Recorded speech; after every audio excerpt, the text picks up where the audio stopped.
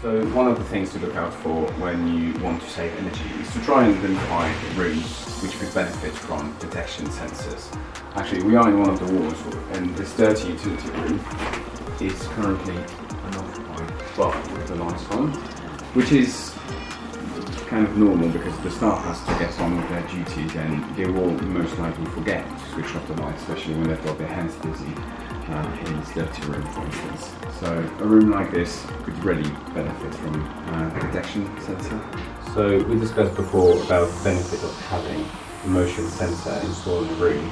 So for instance, this stationary room has got one, and thanks to this, you will see a lot of reduction in your energy just because of this simple sensor in. And then just when you get out of the room after a few minutes, the lights will just go off by themselves. Another thing we want to look out for is regarding the radiators.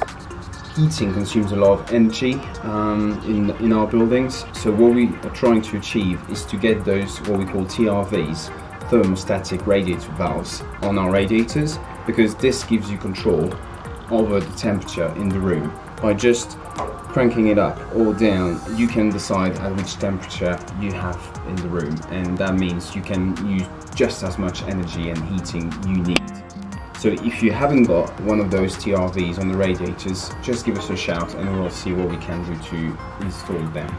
So another thing to look out for when you're struggling with heat in your office or your working area is to make sure that you use those blinds and you have them down, because they will ensure the heat and the sun are kept outside basically.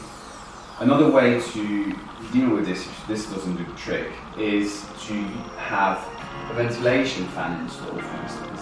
Because instead, compared to a normal air conditioning device, which is very costly to install and also very costly to run, this is just a simple fan that can purge the warm air in the room and replace it with cool outside air at night time, for instance, so you can start the day with a cool and nice temperature in the environment. So another thing to look out for is regarding the lights in the area you're working in, for instance. So there is this new generation of what we call LED lights, which saves a lot of energy compared to the older generation of tubes, whether it's called T5, T8 or the light. It saves on average between 40 and 60% of the energy for the same amount of light in the area. So we would recommend to try and look out for the lights in the area you're working. And if you see any of these tubes, please give us a shout and we can try and get this replaced with one of these more energy efficient LED lights. Thank you.